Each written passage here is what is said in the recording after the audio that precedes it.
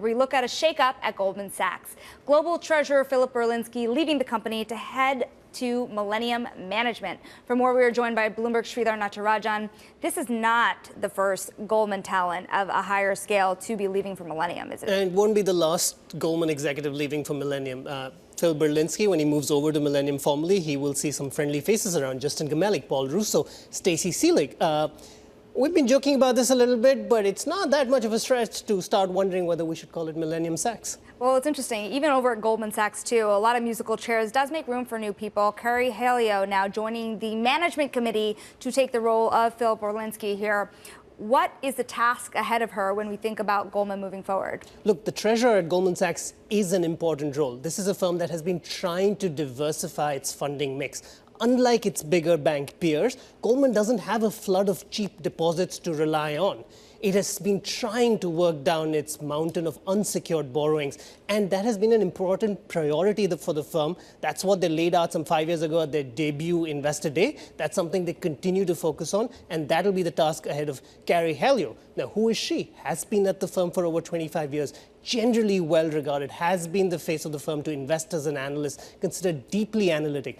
It's one of those David Solomon moves that's being applauded around the firm, and that's not something we get to say all that often. I want to also point out the elephant in the room here, which is that Goldman is now putting another woman to their management committee at a time where they've been under fire for not having enough women that high up in the C-suite here, or even close to the C-suite. What does this mean? Let's separate the two issues. Carey Halio is getting the job because she was one of the most well-positioned and most well-regarded executives at the firm, best positioned to be the next treasurer of Goldman Sachs, period.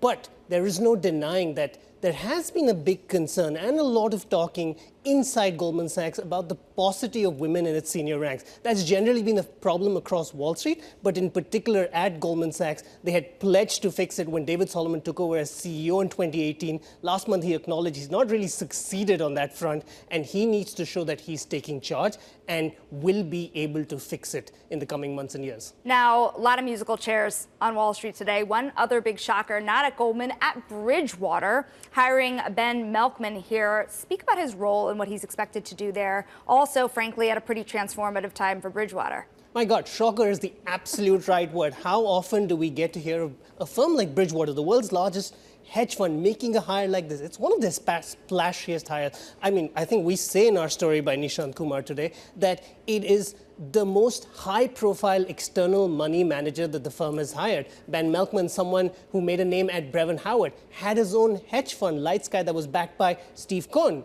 Dan Loeb. Then he went and joined Schoenfeld, of course, left Schoenfeld last year when that firm was dealing with its own issues. And on the other hand, Bridgewater is at a crossroads. 18 months ago, Ray Dalio, who's been synonymous with the firm, gave up the reins. But now, with the new CEO and some restless investors, Bridgewater needs to be able to prove that it can continue to charge ahead and keep the title of the world's largest hedge fund and also a well-performing hedge fund.